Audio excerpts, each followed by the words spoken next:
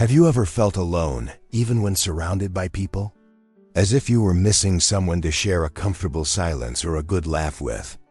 In the maturity of life, when children take their own paths, and longtime friends sometimes drift apart due to time or distance, a space remains. A space that only true affection can fill. But here's some good news. It's never too late to rebuild or strengthen your circle of affection. Yes, it's possible to cultivate new friendships, reinforce old bonds, and create a support network that embraces you on good days, and especially on the difficult ones. In this video, you'll discover 10 practical and emotional strategies to strengthen your connections and live with more lightness, companionship, and meaning. A journey of reconnecting with others and with yourself. Shall we go together? Because living well is living with affection. The importance of vulnerability. Have you ever noticed how, over time, we build a kind of invisible armor? Maybe it formed after so many losses, disappointments, misunderstandings. In many cases, that armor served to protect the heart, but as the years pass, it also distances us. It makes us smile when we're sad, pretend everything is fine when there's a silent ache in our chest.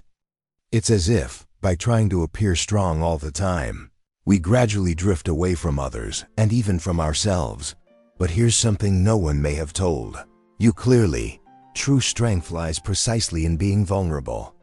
Being vulnerable isn't weakness, it isn't surrender. It's actually an act of courage. It's when we make space for others to see us as we truly are, with our stories, our joys, and also our pains. And that's where trust is born. Imagine this scene.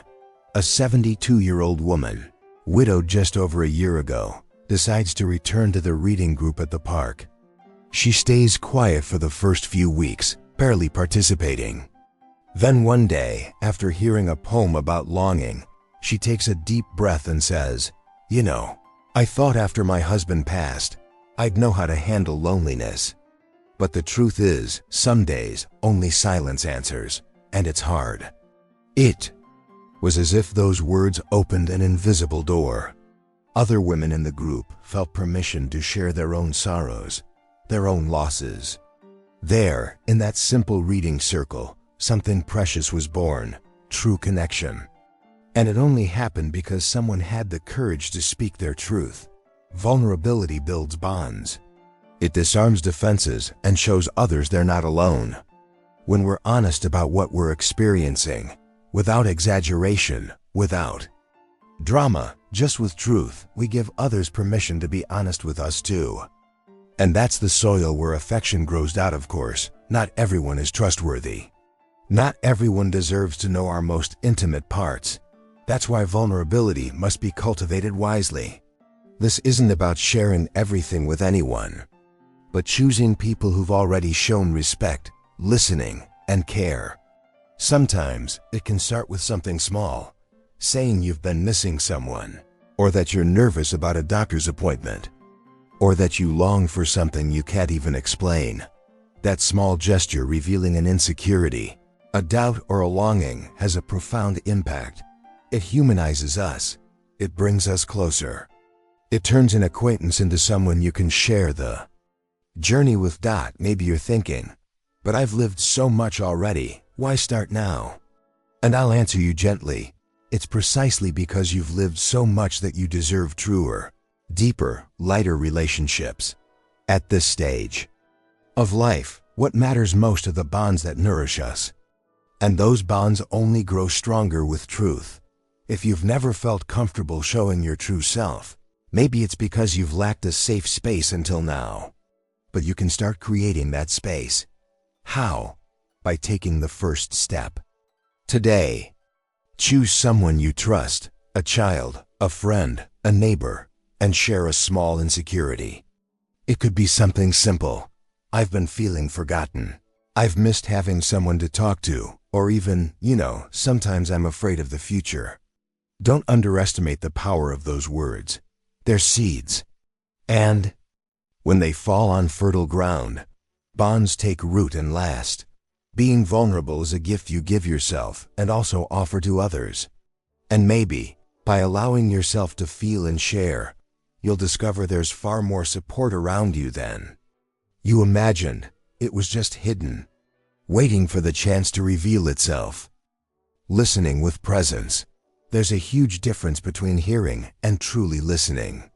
Hearing is perceiving sound, registering words, but listening with presence, now that's an art. It's a gift. And perhaps in today's world, with all its rush, noise, and beeping devices, listening with presence is one of the rarest and most powerful ways to show affection, especially in later years.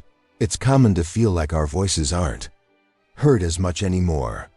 How many times have you tried to share something, only for the person in front of you to seem distracted, checking their phone, changing the subject, not really caring? That hurts. It makes us withdraw. But here's an important secret. If we want to be heard, we also need to relearn how to listen. Listening with presence is more than paying attention. It's welcoming the other person with an open heart.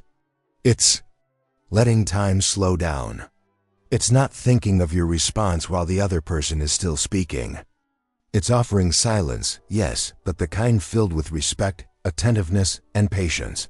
I remember a man named Osvaldo, 81 years old, who reunited with an old army friend after decades. They sat on a park bench and started talking. Osvaldo later told me that day, he simply listened. His friend spoke about his grandchildren, missing his late wife, and his health struggles. And Osvaldo, instead of trying to fix things or change the subject, just said, "Tell me more. I'm here." And so they stayed for nearly 2 hours. The next week, his friend called and said, "Thank you, Osvaldo. It's been a long time since I felt so heard." And Osvaldo, with tears in his eyes, told me, "I didn't do anything special. I just sat there quietly, listening with my heart." And you know what? That nothing special is worth more than any advice. Listening with presence builds bridges. It restores trust, intimacy, and a sense of belonging. It doesn't require physical effort or grand words. It just asks you to be there fully, body and soul. You can start right now. The next time you talk to someone, whether it's a child, a grandchild, or a neighbor, try to be completely present in that conversation. Look them in the eyes. Breathe slowly. Don't interrupt. Ask sincere questions, not to fill the silence, but to show you care. And if you feel like the people around you don't know how to do this for you, lead by example. Because listening with presence is contagious. Those who experience being truly heard almost always learn to listen better too. Over time, these small changes create stronger, more vibrant bonds. And they remind us of a deep truth. Sometimes, what we need most isn't answers, advice, or solutions. It's just someone who listens with their heart, expressing gratitude regularly. Gratitude is one of the gentlest, yet most transformative forces in the world. And curiously, it's also one of the most forgotten in our daily lives. Sometimes we go through good moments and barely notice. Sometimes someone helps us, comforts us, listens to us, and we stay silent, saving our thank you for later. But the truth is, gratitude doesn't need grand gestures or eloquent speeches. It just needs to be sincere. In the maturity of life, we learn the value of small things: an unexpected visit, a morning smile, a shared cup of coffee in silence. But have we been saying this out loud? Have we been showing people how grateful we are, or do we wait for special occasions to express what could be said every day? Expressing gratitude is a way of affirming life, of acknowledging that, despite losses, there's still so much worth holding on to. Gratitude doesn't erase pain or fill what's missing, but it illuminates what remains. And when we start seeing more clearly what we still have: health, memories, love, history, the way we live changes, the soul settles. The heart opens. Think, for example, of that neighbor who always asks if you need anything, or that grandchild who sends you messages, even if they're short. Have you thanked them? Not hurriedly, not out of politeness, but with presence. A thank you with eye contact, a little note left at the gate, a call just to say, "You made my day better." That kind of gratitude takes root. It strengthens bonds. And more than that, it transforms both the giver and the receiver. Remember Donna Maria, 77 years old, who started practicing a gratitude journal. Every night before bed, she wrote down 3 things she was grateful for. At first, it was hard. She'd write, the food was good, the weather was nice. But over time, she began to see more deeply. She wrote, I got a call from my sister after months. I smelled my husband's perfume when opening an old drawer. I smiled remembering my grandson's silly joke. Gratitude, when practiced intentionally, sharpens our vision. It dusts off the routine. It helps us remember that even on dark days, there's still light slipping through some cracked dot, and if you're thinking, but I have no one to thank, I'm very alone, I'll tell you gently, start by thanking yourself. For the times you found the courage to keep going, for the mornings you got up even when you didn't want to, for not giving up on being who you are.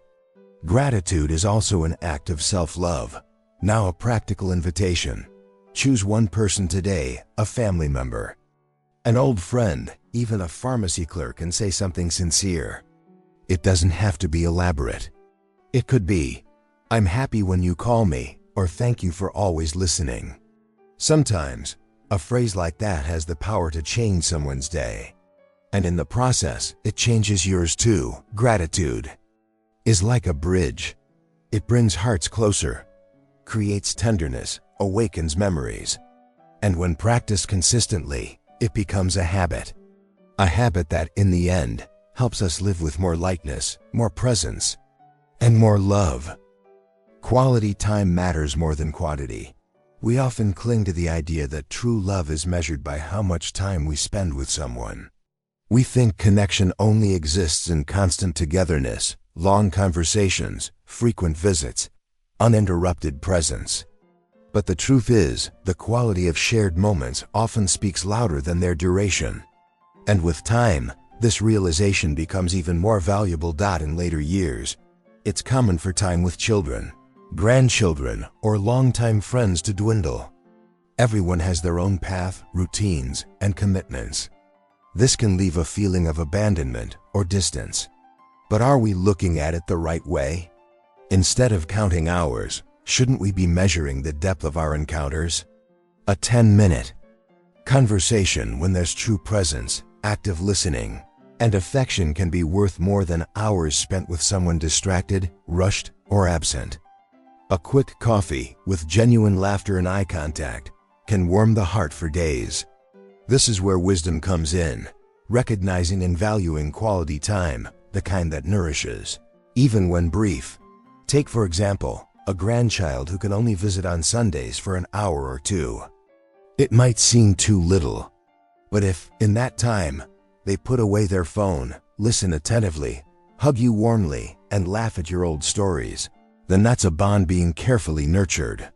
What builds lasting relationships isn't the frequency of meetings, but the depth of what's shared within them. I remember a woman named Lucia, who lived alone after her husband passed away. She often missed daily companionship until she decided to transform what she had. Every Friday afternoon, she prepared a special tea and invited just one person at a time. These weren't long visits, sometimes just an hour. But in that hour, there was attention, listening, and real connection. Slowly, she noticed her loneliness being replaced by true presence, even in small doses. Quality time also means being fully present in phone calls, messages, or short visits.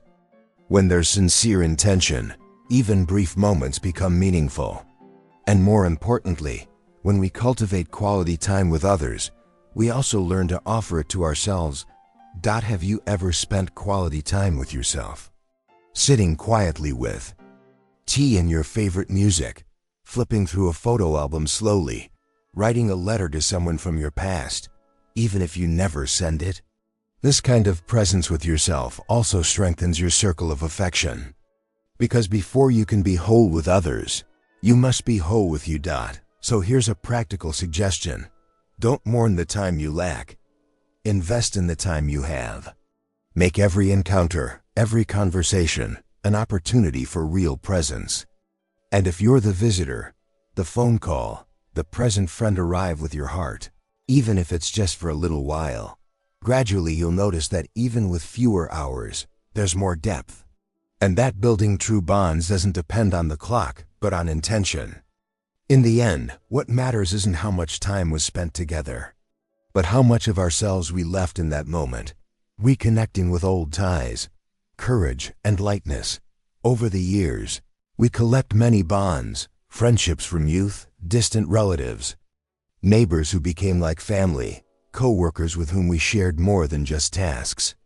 But we also accumulate missed connections, sometimes because of words spoken in heated moments, other times because of silent pride, and in many cases simply because life led us down different paths.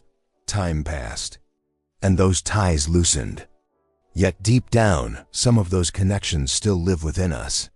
Just hearing a name, flipping through an old photo, or passing a familiar place brings that person back to mind.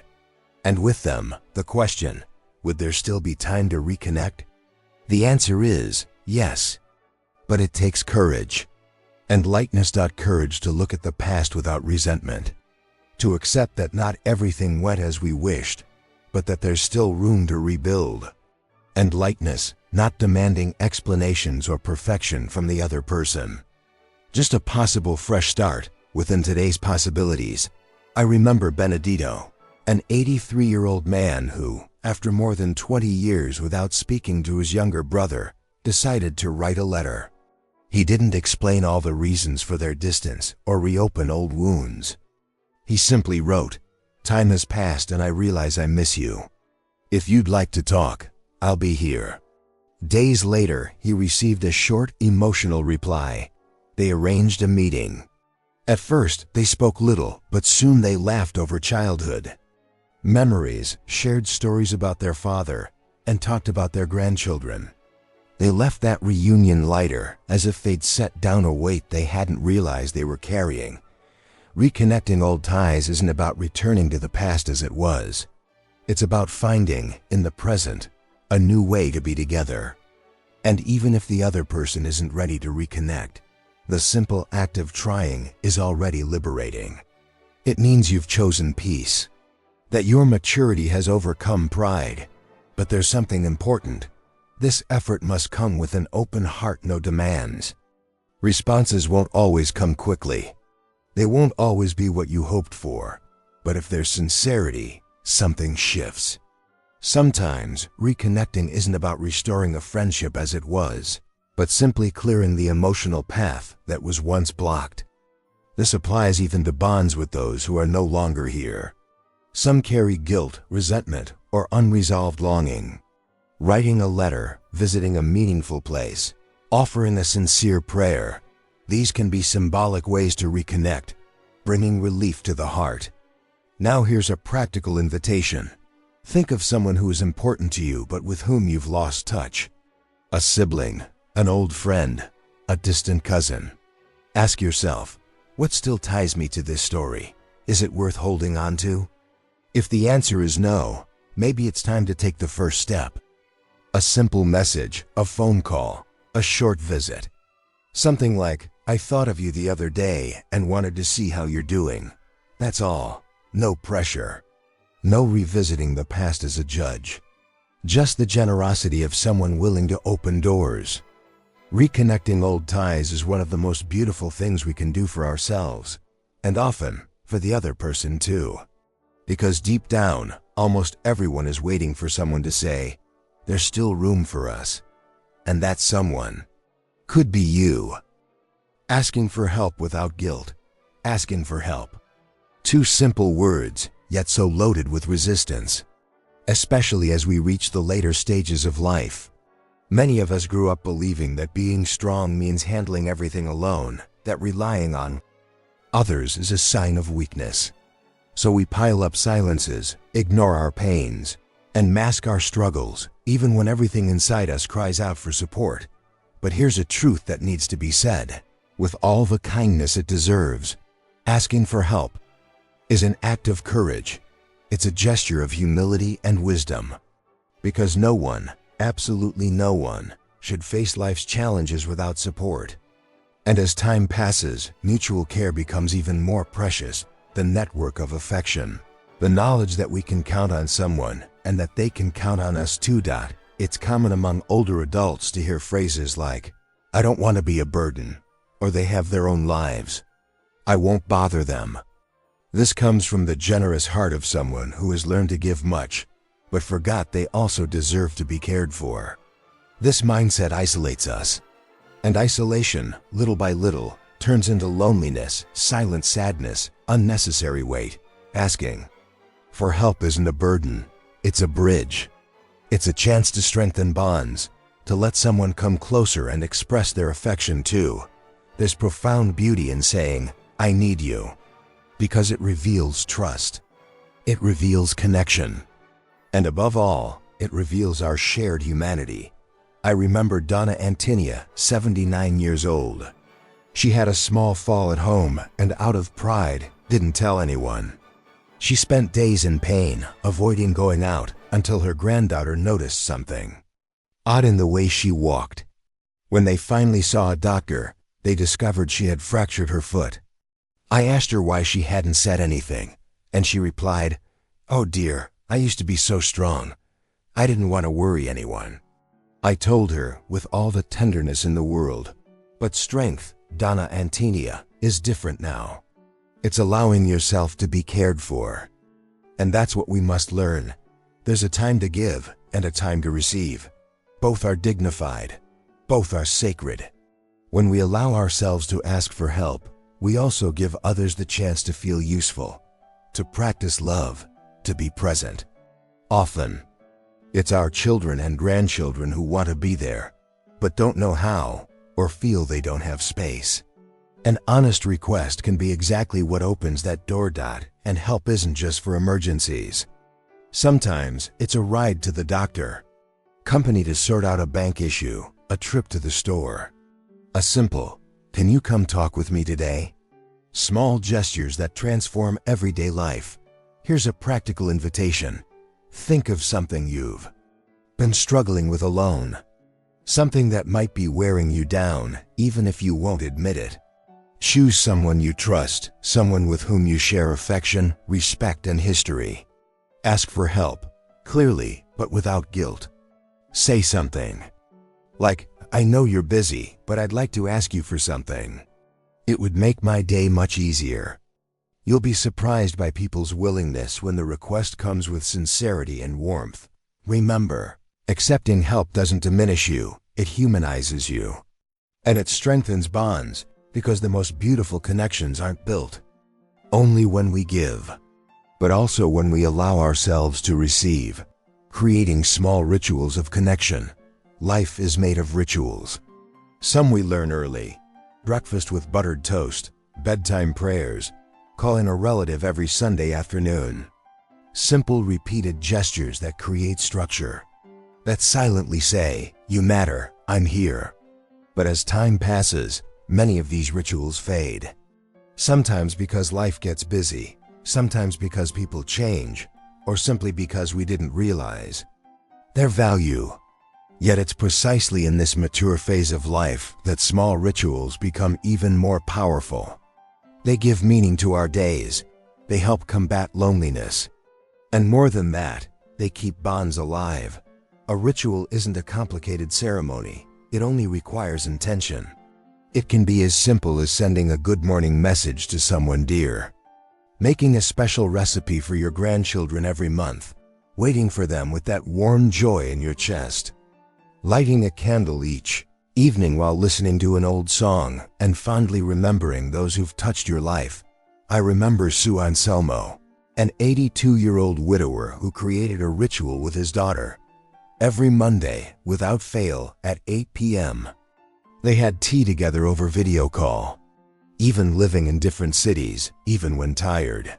It was their time. They didn't discuss big things. Sometimes they just laughed or reminisced about her childhood. But that virtual tea became the most anticipated moment of their week. It was their ritual.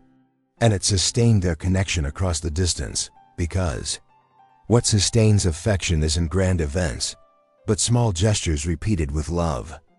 And when you create a ritual with someone, you're saying, "You have a permanent place in my life." That brings security, comfort, continuity. There are also silent rituals, the ones no one sees but that nourish us from within. Like visiting a loved one's grave every month with flowers and kind thoughts. Writing yourself a note when you're sad as a reminder that you've faced harder days. Or listening to a specific song every morning to start the day in peace. These are all rituals. These are all acts of care. The beauty of rituals lies in their consistency. No matter how small, they anchor us. And when shared, they weave an invisible web of affection. The grandchild who always gets your special goodnight message will carry that memory forever. The friend who calls at the same time every week to check on you knows it's more than routine. It's love in the form of habit. Here's a practical invitation. Think of someone with whom you'd like to strengthen a bond. A child, a friend, a grandchild, or even yourself. Create a small ritual. A weekly call, bi-weekly coffee, a note left at the gate, exchanging photos by mail. Any gesture that says, "Here, time is ours. Here, affection is nurtured." In the end, it's these small rituals that stitch our days together and warm the heart. They remind us that even when the world seems to rush by, we can still pause, breathe, and be with someone, even if just for a few minutes, fully, truly, and with love. And now that you've made it this far, I want to extend one final invitation to you, simple yet profound. If any words from this video touched your heart, if you thought of someone while listening, if you felt the urge to reconnect a bond, express gratitude, forgive, or simply say, "I care," then don't wait for the perfect moment. Create that moment. Today, now. Pick up the phone, write that letter, schedule that coffee date, say what needs to be said. Because life is made of these gestures, and each one of yours could be the spark that rekindles a dormant connection. And if this video spoke to you, don't keep it to yourself. Share it with someone you love. Post it in your family group chats. Send it to that friend who's grown a little distant. Let's spread this message together, because everyone needs a circle of affection. And sometimes, it all starts with a video like this. Tell me in the comments, what's the most beautiful bond you've ever rebuilt? Or which one would you like to rebuild right now? Your story might inspire others. It might even heal someone. Subscribe to the channel, hit the notification bell, and come be part of this community where affection, wisdom, and listening come together. Here, every story matters, including yours. See you in the next video with an open heart, as always.